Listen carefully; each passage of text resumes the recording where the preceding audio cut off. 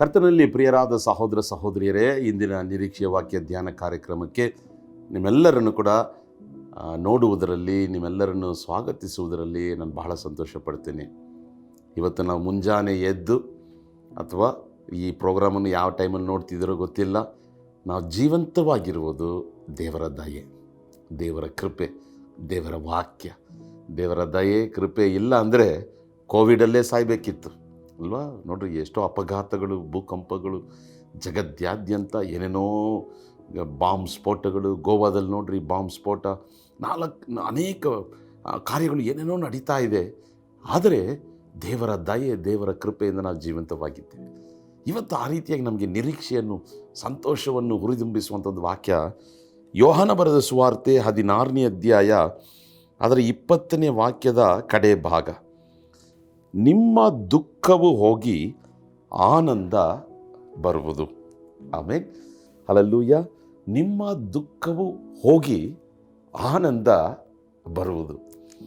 ಇದು ಇನ್ನೊಂದು ಭಾಷಾಂತರದಲ್ಲಿ, ಆಂಗ್ಲ ಭಾಷೆಯಲ್ಲಿ your sorrows will be turned into Joy.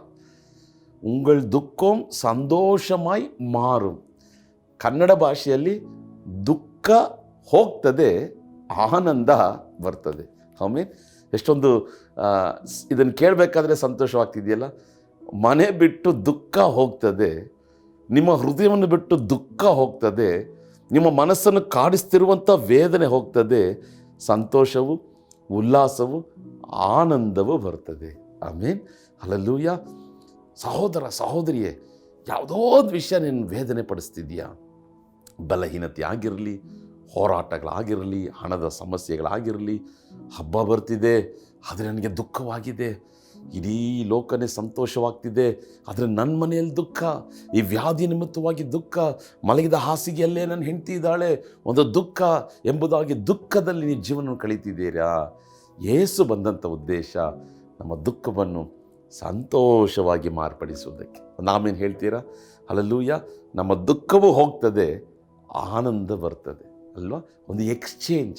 ನೋಡ್ರಿ, ಕೆಲವೊಂದು ಸಾರಿ ಈ ನ್ಯೂಸ್ ಪೇಪರು ಅದನ್ನೆಲ್ಲ ಕೊಟ್ಟರೆ ನಮಗೆ ಅವರು ಹಣ ಕೊಡ್ತಾರೆ ಅಲ್ವಾ? ಏನಾದರೂ ಪಾತ್ರೆ ಕೊಡ್ತಾರೆ ಅಲ್ವಾ?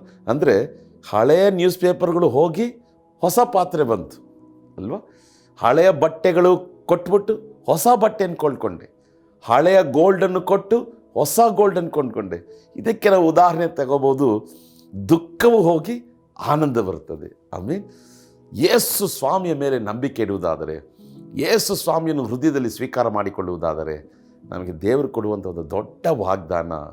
ಹೋರಾಟ ಇರ್ತದೆ, ಅನೇಕ ವಿಧವಾದಂಥ ಶತ್ರುಗಳಿರ್ತಾರೆ, ಬೆಟ್ಟಗಳು, ಸವಾಲುಗಳಿರ್ತದೆ, ಗೋಲಿಯಾತನಂತೆ ಶತ್ರುಗಳು ಎದ್ದು ಬರ್ತಾರೆ, ದುಃಖ ಇರಲ್ಲ.